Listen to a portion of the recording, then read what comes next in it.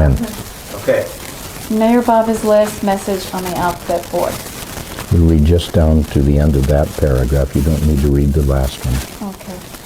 There's no reason at all for any of you to worry. Baba was, Baba is, and Baba will also be eternally existent. Severance of external relations does not mean the termination of internal links. It was only for establishing the internal connection that external contacts had been maintained until now. The time has now come for being bound in the chain of internal connections. But unusually, as originally given by Baba, the word connection is not used there. He repeats links again. Hence, external contact is no longer necessary. It is possible to establish the internal link by obeying Baba's orders. I give you all my blessings for strengthening these internal links. I am always with you, and I am not away from you. I was, am, and will remain eternally with you. And it is for promoting this realization that I have severed external contact. This will enable all persons to realize truth by being bound to each other with internal links. Listen to that. To be bound to each other with internal links. This is what he is saying is our responsibility now. Obeying his orders. Obeying his orders, establishing internal links. This is his order. This is the essence of this message, Allah. I will try with you. We've already done it. Yeah, we did it already. We've done it already. That's no problem. Now it's time to do it with the next person.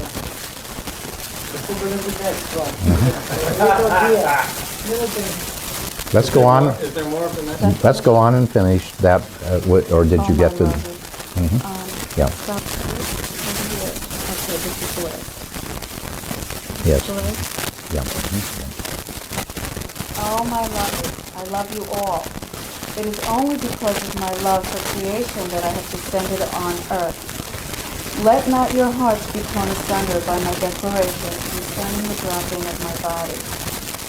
On the contrary, accept my divine will cheerfully. You can never escape from me.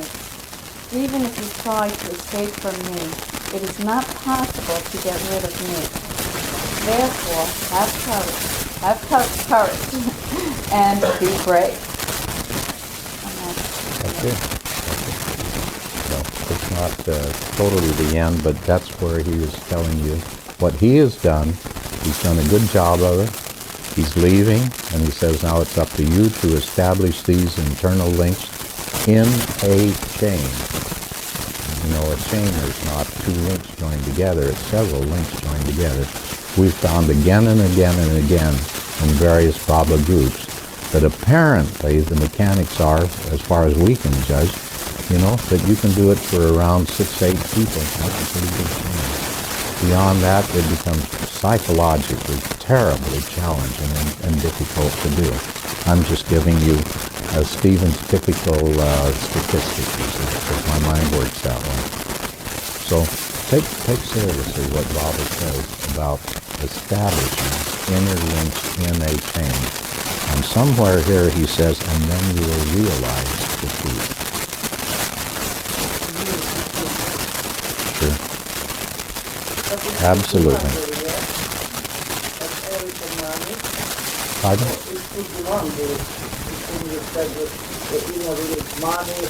You probably, well,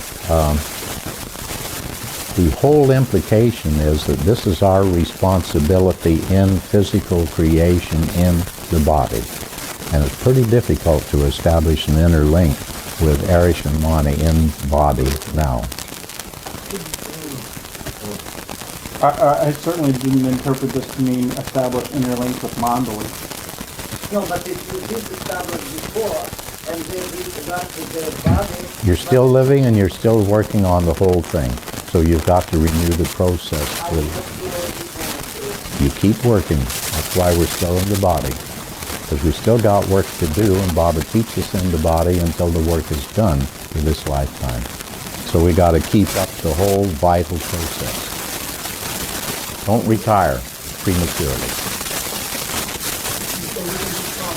Well, it's available online. It's Lord Maher online at www.lordmaher.org. And it's page number 4,562. You can put the page number into the website and it'll pull up that page with Lord Maher. It's www.lordmaher.org, page 4,562. Incidentally, here we come where the Supreme Court was dissenting opinions. They've changed 2 or 3 words in there that I don't particularly like in the original. And they've left out the little passage about realizing truth. The one that you just read out is from Lord Maher. Right. He also has it. Yeah. Where did I run into a very, very, very decimal beautiful one, which was obvious? I wish I could remember. But at any rate, several places here, connections have been substituted for links. Bobby in the original repeated again and again, links. And he also said, when you have established yourself in the chain of interlinks, then you will realize truth. And boy, that is a pretty important statement. Message in different places brings up what we were talking about before. There are many places throughout Lord Maher where Mayor Baba's words have been edited and changed. And I actually saw that happening right under my nose when I was working on a project. It's astounding.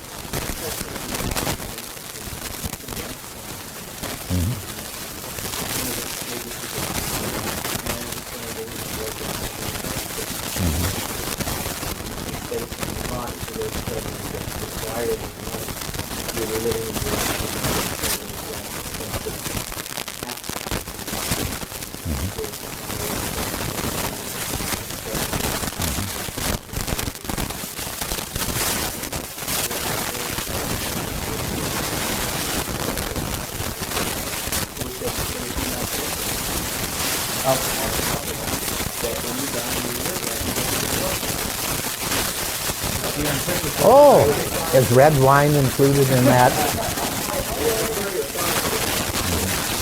I never read that.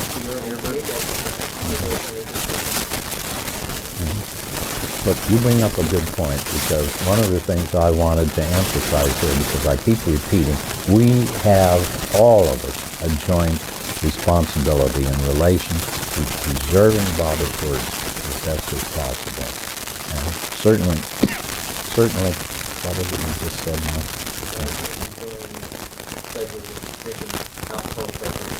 Yeah, no, but then you went on to one other point which suddenly... Yeah, well, we've all got a joint responsibility here. And what tripped it was, you read this and something triggered in your mind. And your responsibility and our responsibility is, I'm absolutely certain that this sentinel down inside of each one of us triggers something intuitively if you're listening quiet and says, oh, something's wrong here. Then it's your responsibility to go to the best source of Baba's words on this that you can find and see what Baba himself said.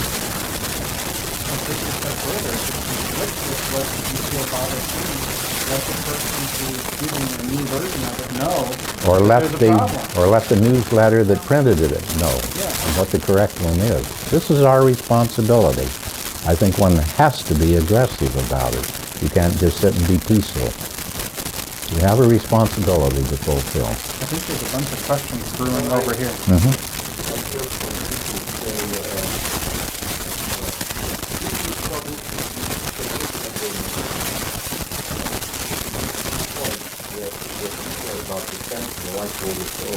Sure. With your own inner self.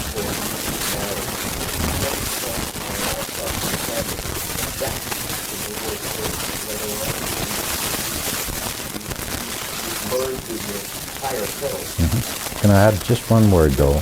And it'll be slightly conflicting with what you say, but not too much. The thing is that, unfortunately, even your inner sentinel can be overwhelmed by your ego.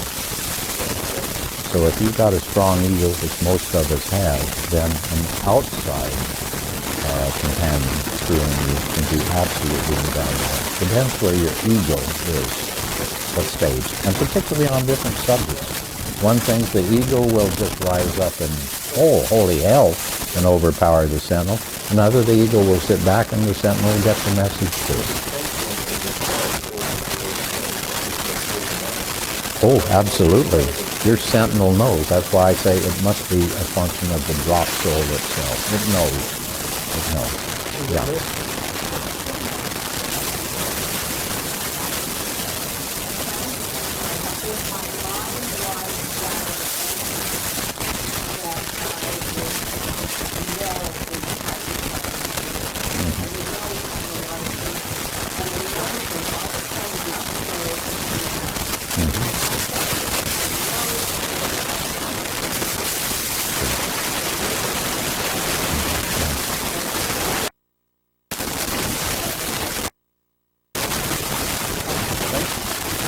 And I append something quickly onto that. What happens when you worry is something that I call in my own mind static. You create static, and you can't hear above the static, unfortunately. You guys get rid of the static and the signal will come through. Oh, yes. Let's do this business. You know, actually, when Baba starts the whole chain of logic in relation to don't worry, he is going way back into resources to get along, make real progress on the path. And he points out that it is absolutely necessary to make real progress on the path that one have a good plentiful supply of psychic energy. And so there's so many things in life that drain this supply of psychic energy, and the worst one of all is worry. It consumes the most enormous amount in our daily life. So if you want to make a real start of getting somewhere practically on the spiritual path, then do the practical thing and not worry. So don't worry, be happy. But that's the logic that Baba gives us, and that's fundamental. You know, I think whether we're a quarter done or 5% done with intuition, it's an enormous subject, of course. There's a group of several people scattered around the United States and Europe who sort of hang out together a little bit pushing when they can and by email when they can, who all got sort of interested at the same time in intuition. And so 3 or 4 of them got together and did a little planning, and then they had a meeting in Atlanta, another meeting at Myrtle Beach, and a couple more. And each of them began drafting a personal contribution to what we all call together to do a primer or a primer, whichever way you want to pronounce it, on intuition. So it's not exactly a primer primer on intuition which has emerged, but a collection, very varied collection of offerings on intuition. Based on Mayor Baba. Based on Mayor Baba. But when you get done reading that, as you will have the opportunity in the near future, you find out that people who know each other well, highly intelligent, experienced, still can present such tremendously varied thoughts on what is intuition, how you go about it. So, to me, intuition is something that is of enormous importance in our age, and we're going to have to go about a very slow process of developing our knowledge about it, the rules of utilization, and the manner of protecting it, because it's going to be a long process. Remember, the laws of logic took 200-300 years for some of the best thinkers in the world to write the basic textbooks on it. And something even more basic, such as intuition, is going to take a long time. But this is going to come out during the course of this next year. Yeah, probably in the fall or winter. It's called Major Baba's Gift of Intuition. Updated by Don Stevens and look for it. I'll get onto the web with Google.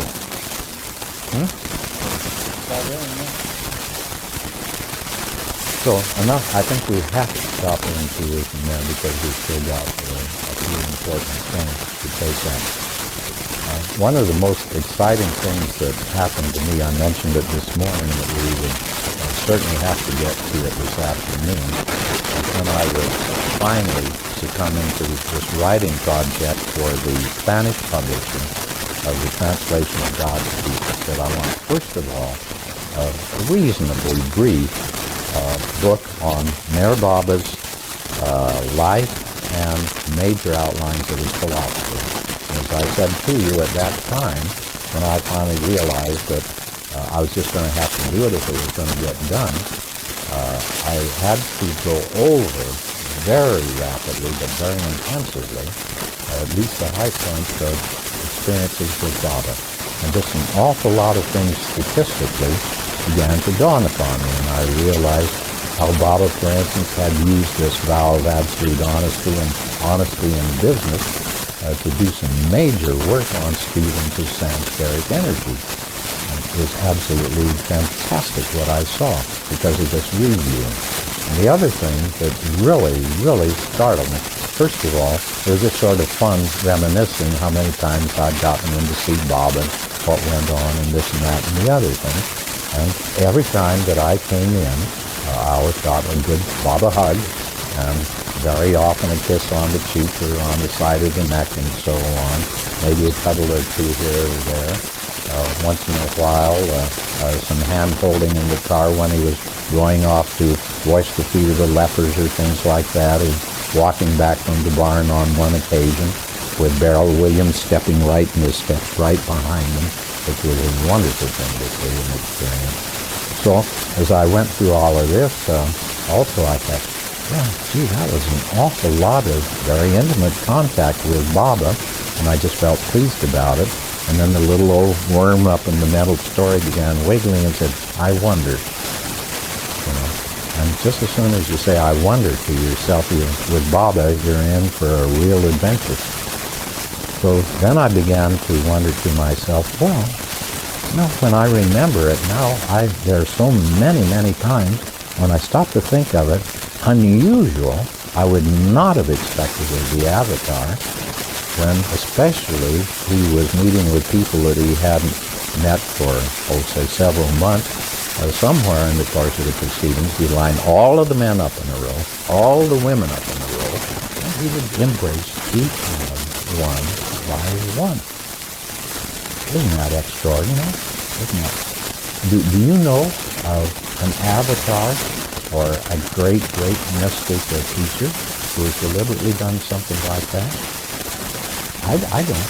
I'm not an expert in this field, but after thinking of my own experience, then I began thinking, well, yeah, I know Baba loves me deeply, and he says we've been together since the dawn of time, etc. So, but I'm not the only one, obviously.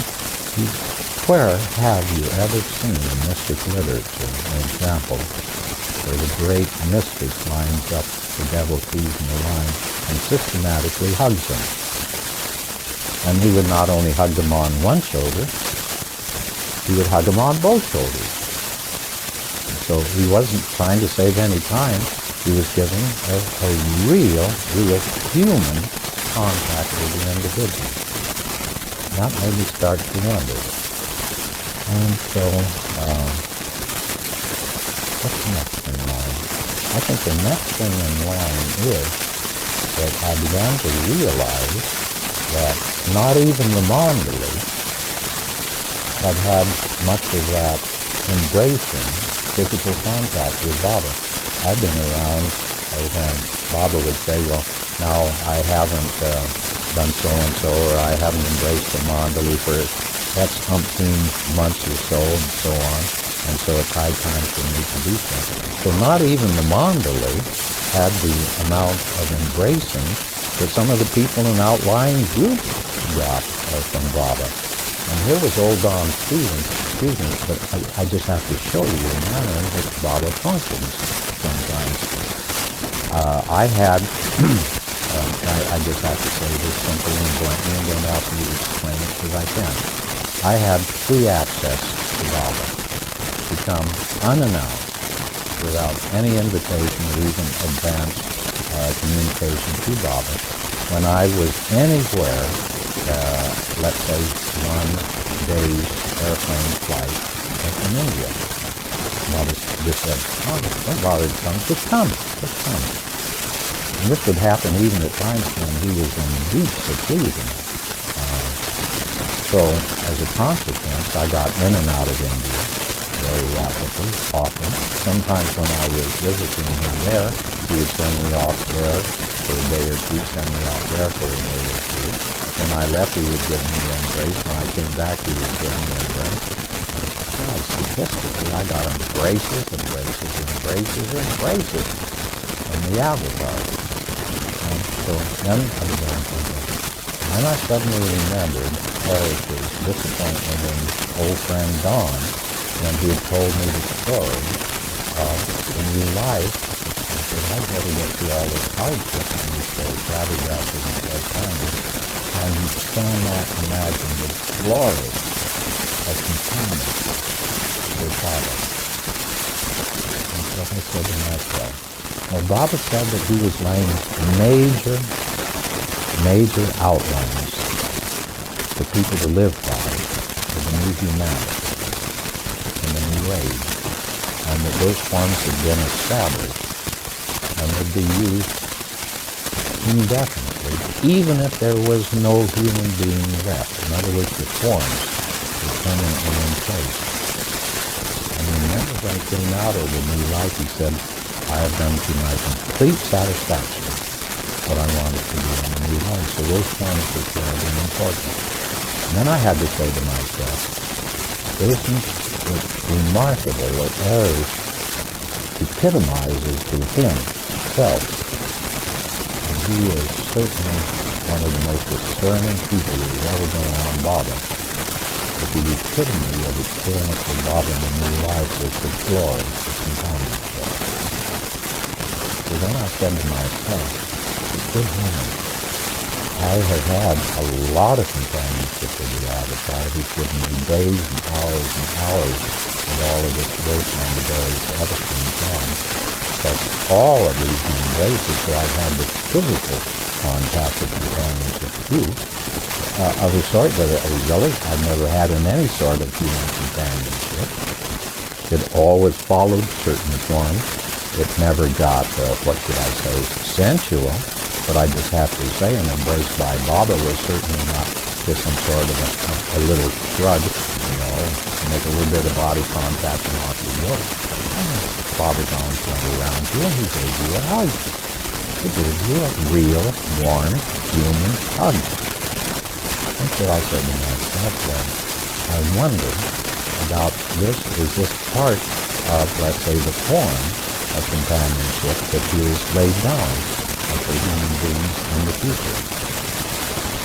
And then I went still a step further, because when I was doing all of this reviewing, I reviewed an awful lot of, let's say, my own relations to other Baba people in various places. And suddenly there leaped into my mind, sort of, again, a statistic. I know a lot of people who have been around Baba or been Baba lovers for 20, 30, 40 years.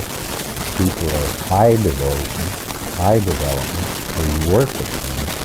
They don't just try to live on a rosy cloud somewhere and mutter about love all of the time and do nothing about it. They go through real living and real crises. And the thing that struck me when I began to remember a lot of those highly advanced, in my opinion, considered Baba devotees, the thing that I remembered so frequently was the hell-on wheels that they lived through in one-to-one relationship, in marriage or outside of marriage. Several of them had been through a succession, let's say, of relationships, deeply intended, sincerely intended, and which would go through the most incredible series of crises. This one, the person would suddenly disappear. Another one, they would die off. Another one, they'd get mad at each other and go off in different directions. And, just the sheer statistics of the torture that was going on again and again in so many of these advanced, sincere, spiritual devotees and devotees of Baba himself. And I said to myself, good heavens, if there is anything that strikes me when I sort of left Baba aside and I was thinking about this word involution and what goes on in the involutionary stages of the path. I said, obviously then, a part of the path is just real hell on wheels, and that's the business of getting rid of the old sexual drive. Baba said to us, after all, quite frankly, that one of the oldest and most difficult habit patterns samskaras to eradicate is simply the sex drive. That is a habit pattern. And he said this persists right up through the sixth plane until it is time for the perfect one to take the order to the seventh. It's that tough and enduring. One of the toughest of the natural samskaras. So it all made sense to me, but it also made rather horrifying sense when I remembered how many of these lovely, lovely people I have known for so long have just gone through hell on wheels related to sex relatedness in relation to the path. And they take Baba's injunctions in relation to the path related to sex quite seriously. They try to do something about it, but instead of seeming to get somewhere, all they seem to do is to get tossed into one crisis after another. And it's pain. I can admit to some pain in my own life, but nothing compared to what some of my friends have lived through. I think I've had it rather easy. And so then I began to make a little bit of, let's say, an internal analysis of myself and figure where do I stand on all of this. And I just suddenly had to say to myself, I don't know quite how it happened if I start to try to think about it, but I certainly do not have the sort of problems and the drive and the frustrations that I had 30, 40 years ago. And where did they go? Well, I said, I wonder if all of these embraces and the warmth and so on of Mayor Baba over, 2-3 decades, because it was a long time I was around him, a great deal, and he was always so warm. Is there somewhere or another that he had built? Here's where I love, let's say, a bit of Jungian background. What is it that they call them? Archetypes. Is it possible that Baba was building some sort of an archetypal pattern to apply in the involutionary stage to lessen, to cleave the samskaric energy of sex a bit more reasonably and a bit less painfully to some sort of tactual, I called it, sublimation. And I have experienced with Mayor Baba himself the prime example of tactual sublimation. Is that where all of this thing has calmed down and become much more reasonable and livable than I would ever agree when I suddenly stop to think and take assessment of the situation. And is this what then Eric was talking about, the glory of companionship for the avatar? Did he lay down an archetypal pattern here as an example? It's a delicate one and a difficult one. It's a very, very touchy, delicate subject. But it also happens to be so terribly important, I just have to tell you about it.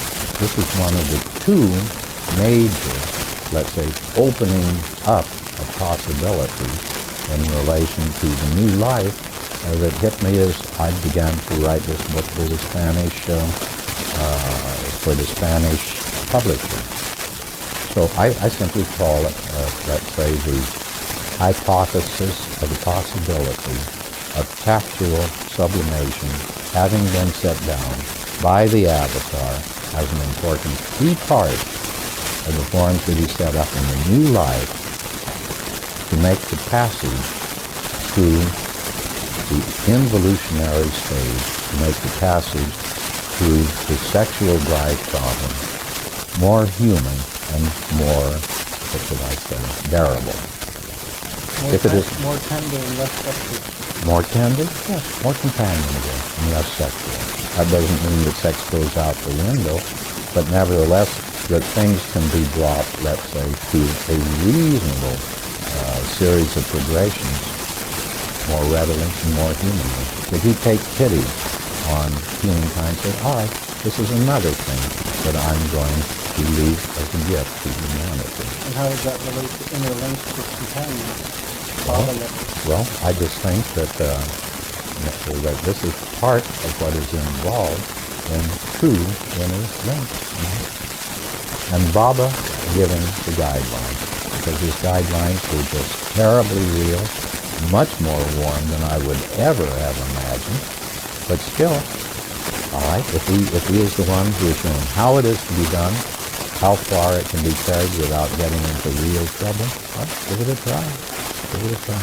See what happens. It's a possibility. Yolanda?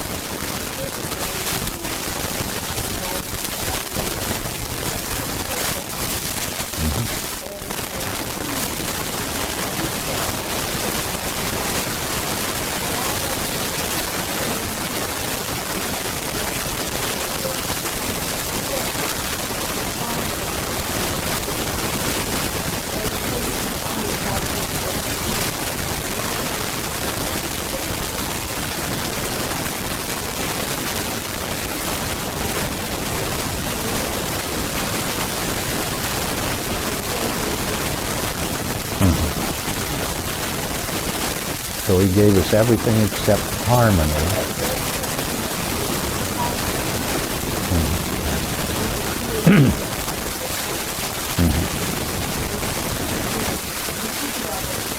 Sure. Well, I would simply, very simply say off the top of my head, harmony to me has very much to do with the ego and the strength of the ego. And to achieve some sort of livable harmony, one must somewhere or another bring the expression of the ego get under control.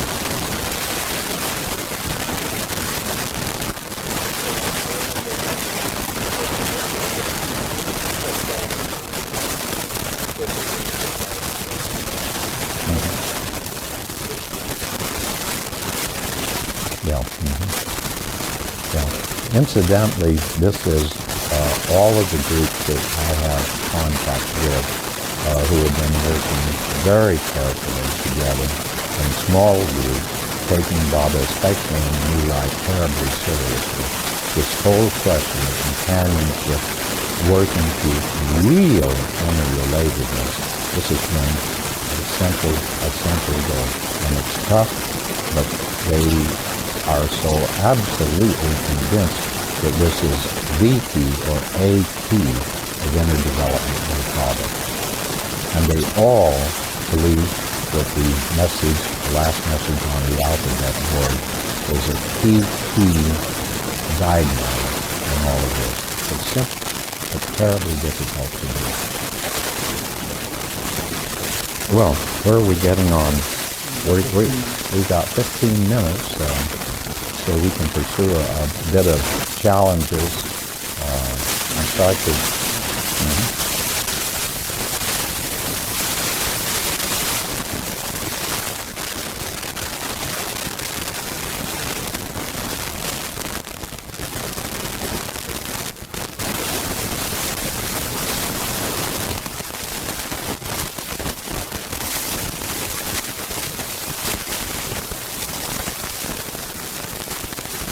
Incidentally, I brought up several times, and I'm tempted to bring it up once more, this question of the balance between head and heart. It came right at the very, one of the things that in that morning intuition, the word before we start, that I emphasized. And you perhaps thought, well, isn't it strange that Don would present such an egotistical statement as that? That Baba said, isn't Don just about the perfect balance between head and heart? The first time that Baba said that to Eric, did I say this was his story? What about the first time? The second time. Okay. This is important to me. I'll tell you what spun out of it. First time that Eric brought that up, and Baba brought it up in Eric's presence, I simply said to myself, well, listen, absolutely wonderful and flattering thing to say, of course. But obviously, Baba is trying to get a rise out of Don's ego. But I refuse to bite on the hook. I'm not going to get suckered into that one. And so I'm sort of proud of myself that I saw what he was up to and that I was taking such a... Yeah. So there we are. And so I deliberately forced it out of my mind. I didn't think about it again. And it was some months later when I was back again for a visit, and Baba suddenly breaks off a second and says exactly the same thing. So of course I'm already a creature of habit, and so I immediately say to myself, oh boy, he thinks I have a terribly tough ego, and I'm still not going to get suckered into it, even now. And no sooner had I said that to myself and was feeling proud of myself, and all of a sudden I said, now wait a minute, Alan. You've been around enough now so that you know from your own experience that Baba almost never repeats himself. He seems to be intelligent, he's listened, and he's showed it, and that's the end of the story. But on the rare occasion when he has brought up something twice, you've learned by experience that he is telling you, this is special. This is going to come up again. It's going to be a big problem. Don't forget. Bob is warning you about it right now. So when that suddenly ran through my mind, I thought, well, what about it? I think what he is saying is that I've certainly witnessed that Baba and the Mandali around him have been doing a tremendous rebalancing of the love factors in creation. I've always had sort of a personal theory that from what all I knew of the age, the early age of Christianity and the age of knighthood, even medieval days that we think are so terribly primitive, actually medieval times and the days of chivalry and knighthood, terribly enlightened. A professor of medieval history at Johns Hopkins emphasized to us that a so-called war between knights, there was almost nobody killed. When somebody got killed, everybody was sorry about it, almost weeping. So real chivalry and, let's say, the absence of cruelty was a real predominating factor. So this made quite an impression upon me. Apparently the age of heart was extended for quite some period of time, and then what happened? By the time I was a little kid and was beginning to have personal conversations with my little kid chums, I began to be aware of the fact that they were not terribly happy about the treatment they got from their parents. It always got back to the fact that mother doesn't seem to understand us, and father's always at the office, and we never have any real home life, and there are always big battles between the parents and so on, you know. And as a consequence, we almost never get a hug or a kiss or anything of the sort. And so I got used to that fact and began thinking about it. And then when the hippie age came in, it became terribly apparent when I've had conversations with them that their search for truth was powered by a total lack of satisfaction with emotional life in the family at home. They couldn't stand it anymore. They had to go out looking for value and for human want somewhere or another, and it became involved in a search into esotericism, astrology, just wandering around trying to see new things and so on. So I became terribly aware of the lack of love, and because I was so involved in sciences and so on in the petroleum industry, I began to see, well, somewhere around 1600, 1700, the age of reason and the mechanical and scientific investigation began taking over, and even a little bit of expenditure in those areas produced such extraordinary results in terms of standards of living and comfort and things like that, and wealth, so that people, what energy one had available went into those fields rather than into feeling and treating little Johnny and Sister Susie and so on, and hugging and kissing them and reassuring them and having conversation, sort of gradually got swept out. So it seemed to me, although I was educated in the technological idiom, you might say, I realized its shortcomings and what it had done to human living. One of the first things that struck me about Baba that I heard or read in one of these little pamphlets that I got was that the avatar, amongst other things, when he came into creation, there would be certain major imbalances in human living. So one of the things that he had to do was put his shoulder to the wheel and do some rebalancing here. So I knew immediately that one of the things Mayor Baba had to be about was to readjust within creation this balance between, let's say, technology, absorption, and expression of love in the family and in human living. And I saw in manner the enormous impact that Baba would have on individual people now, just busting out crying, not knowing why they did because they felt so loved and encompassed in one with Baba. I would see that again and again and again. And I would see how the Mandali also did that. But then I said to myself that Baba has twice told me that I'm almost a perfect balance between the head and the heart. And I know that these sort of things go through pendulum, action, and reaction. All right. So if he had to give, if the pendulum was way up here, all absorption and logic and science and technology, and no warmth and family life and so on over here, he has got to give it a great big swing over there. But I know enough about the law of physics. If you give a pendulum a bang here, it's going to go to the opposite extreme. And so he was saying, now Don, in your day, you're going to see the beginning of the opposite swing. And then one of the things you're going to have to be aware of and maybe do some muttering about is, haven't we gone beyond the proper balance? So I said, I suspect that's going to happen. And quite frankly, I believe that I have seen that happen, that we have now abandoned too much of the head function, and that we have overswung into the heart end. And 2 or 3 of the best searching people I've ever run across in Europe have found it.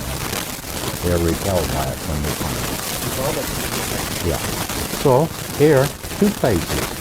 I won't read the second one to you, but this is right on the front page of God's Speech, just before part 1, States of Consciousness. How can you put it in a more important place? I'm going to read this whole thing too. I think this is where Baba was landing at some port city and was giving the address to the press. Anyway, this is Baba. And parts of this you will recognize, and everybody quotes it and quotes it and quotes it. Yeah. In the letters we got, over in the archive from Mom and Baba, it was Baba's express will that this message be just before it started. Yeah. This was so important. I'm going to read it all through. It's not wrong. And you'll recognize certain things that you heard quoted 1,000 times, and you did exactly what I did. Nodded my head and said, oh, that's beautiful and beautiful. But I wouldn't read on, and I never heard quoted because I'm sure why he put it in there now.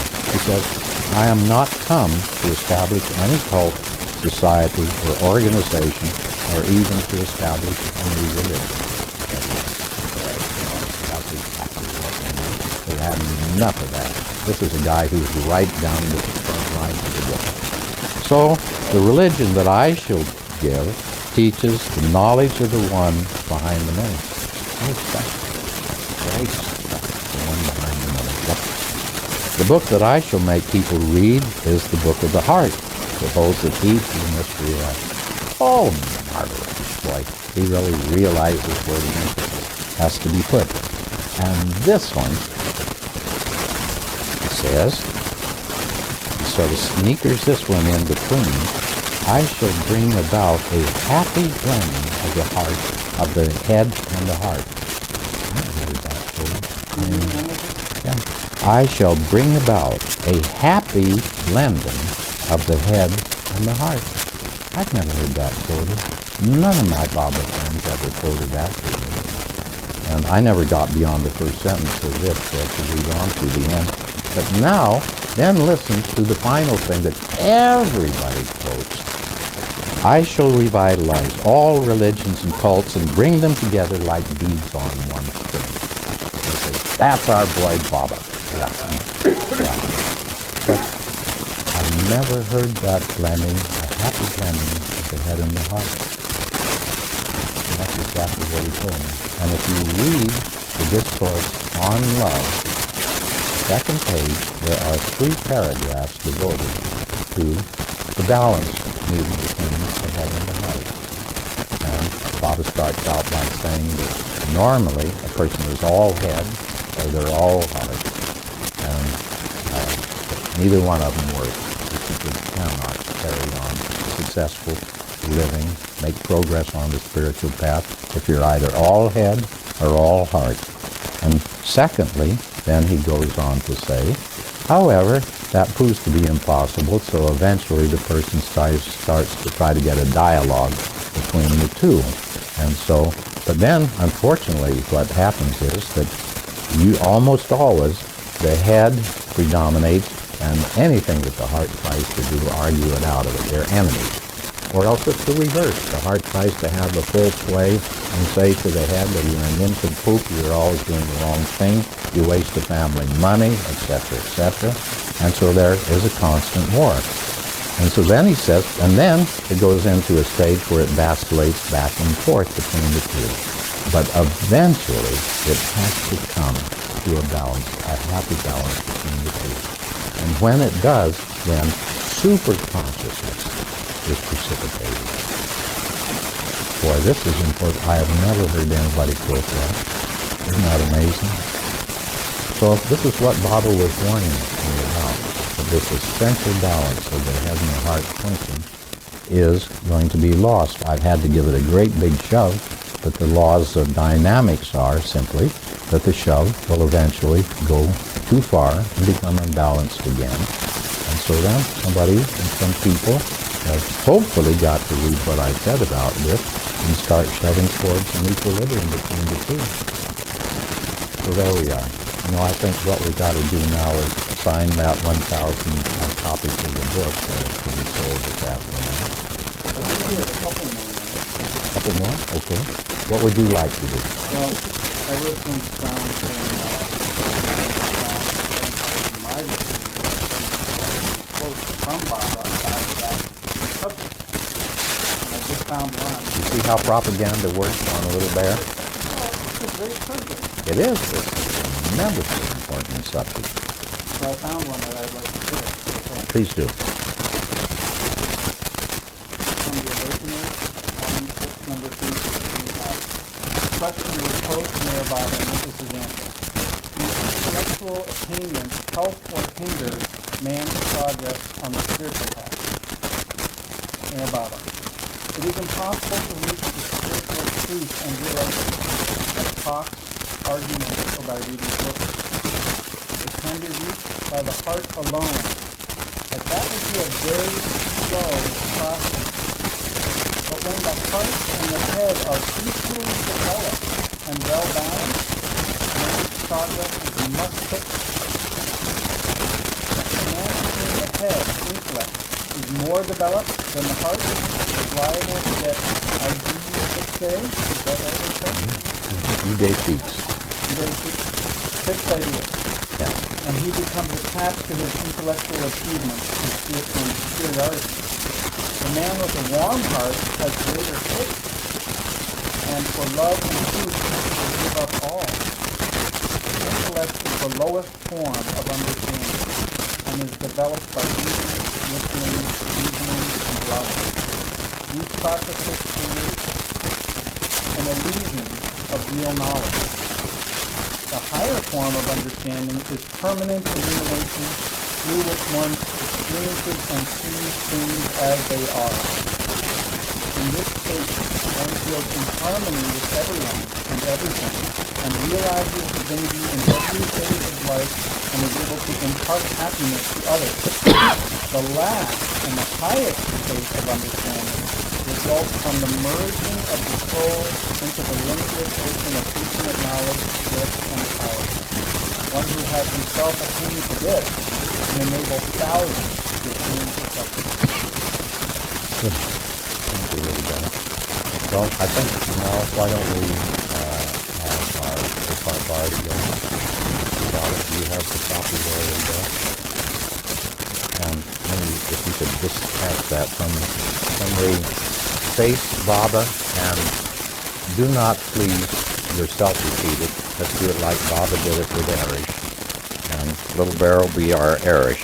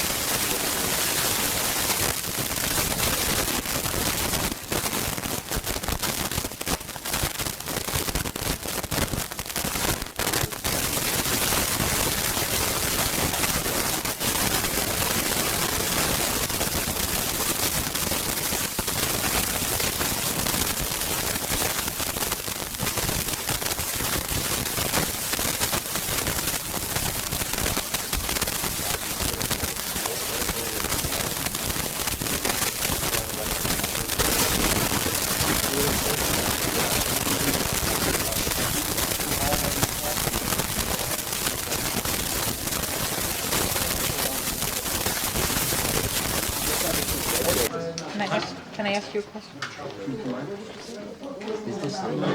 No, I'm not. No. This is the line, official line. What's the date? 30th? May the 30th? 30th. Yeah, just to walk around. May 30th. Oh yeah. But we could put it. Yeah. I live in the west. Wants to know if I buy a book, how much? How about the Aspen? She always sings when she's counting greenbacks. Yeah, just keep. Thank you, darling. That's her greenback song. Happy. How was that song going? That's the one. Love was it. Thank you. Who's this one for? Yes. For who? Oh, I have this. I think I'm not sure yet. Okay.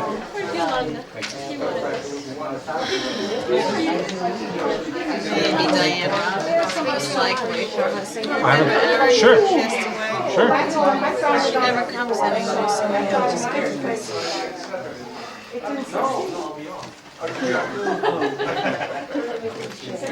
There we are. Okay, thank you so much. We've got the signature on record now. Right? If you want an authentic Don Stevens, you can want an verify it on the authentic? video. Your copy has been authenticated. We have proof that he actually signed it. This is part of the provenance of your book. A talk by Linda Mama on the news, and it's the most powerful thing on earth.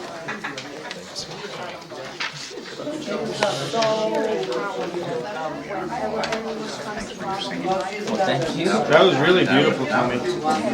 Really. Really. Inspired. One day I'm going to accompany you on the piano. I with wanted to that. hear that. I am getting my fingers back in shape, and the first one I'm getting in shape on is the original Cole Porter of that, which is beautiful. It's the piano composition originally. The same one. I've got it. Angela, where is the book? I have money, but I have no book. The book. Here's the book. Go on like hotcakes. Here's the book. Zeke tells me that when I read a book, I should just buy books with yellow pages. Get George keep money. You're showing off, I can see that.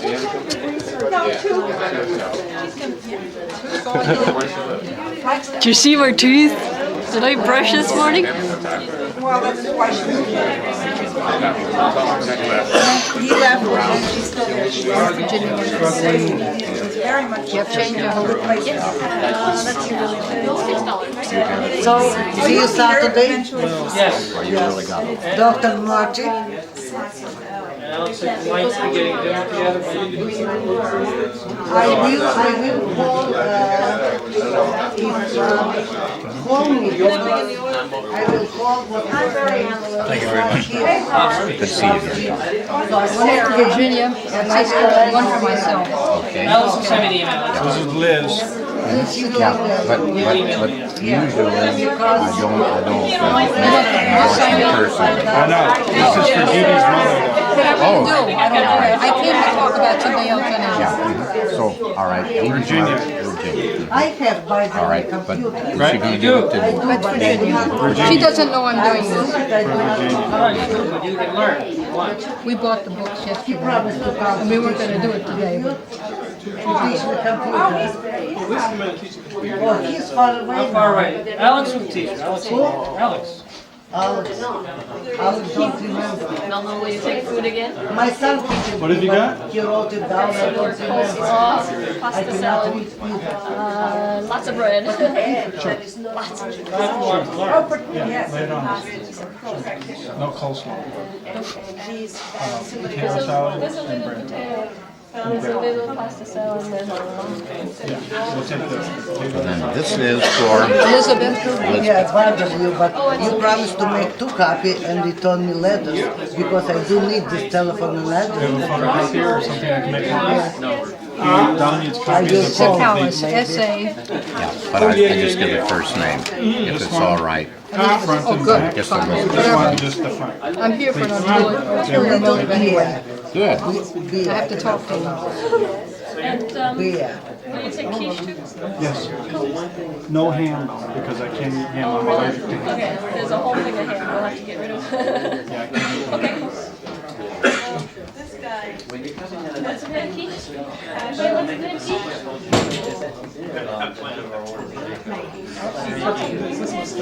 There you Let go. her go first and I'll have to talk to you. My companion in Babala.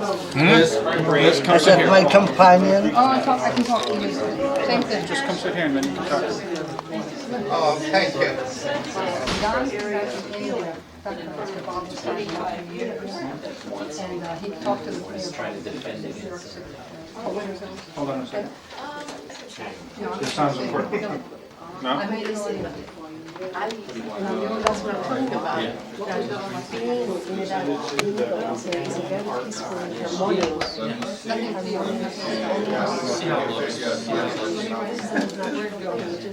Just there's a little driveway. No, no, no.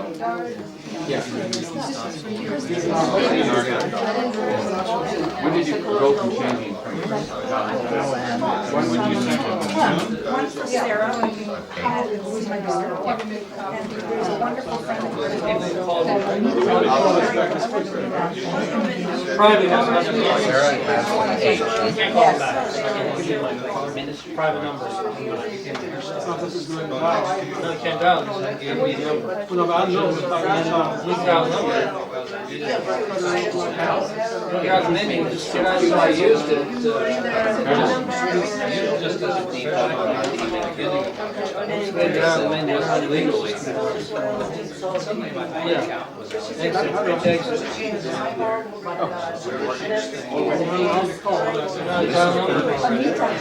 How do you spell AMWTA. Most of my T is in friends Johnson. Something in the until I get to know you. Yeah. Put something in the You know, I keep like title and no, I keep hitting the wrong button. But let me tell you, where you ever before September, because I'm moving to Madison, September. Before September. Great. Great. Well, listen, can we meet anywhere? You're leaving? Rick. Well, that depends on you. What happened? One way or the other, something will happen. Either there will be dinner, will not be dinner, or something. Well, it'll be a dinner between you and me, then. Sure, absolutely. Maybe Don, too. Yeah. Easy. Get into the discussion today. Oh, yeah. She's not a vicious watchdog, right? But she'll bark when everybody shows up. She'll let you know when someone's here. Okay, like an alarm. Yeah, like oh my god, there's somebody here, are you sure you're expecting? Oh, okay. Alarm, doorbell, security. Mailman. all Ah, mailman! Yeah. Dog therapist. She's a working dog. Busy. She's a busy dog. You do it back then also.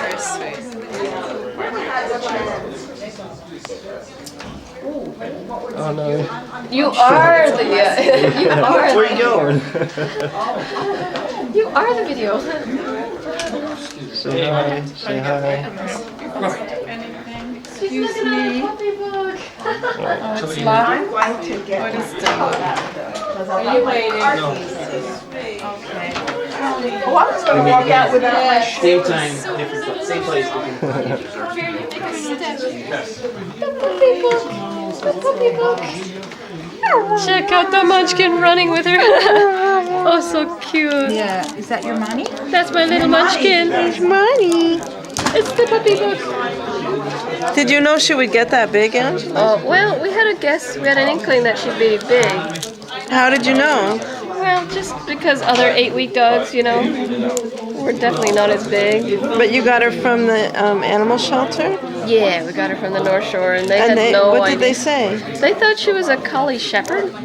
Because of all the black, and she looks more like a collie retriever now. She looks like golden. She looks like a golden with maybe a little collie to kind of keep her legs small. You know how goldens have these big old legs, and then they have these whites now. More of an in between. Just have a little bit more towards the collie. Yeah, the nose and the feet. Not quite the big long. I love her teenage years. She gets into like this long, lanky little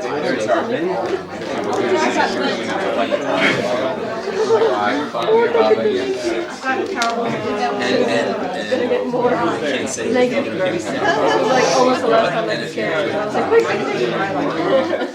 Talk about some of the other players.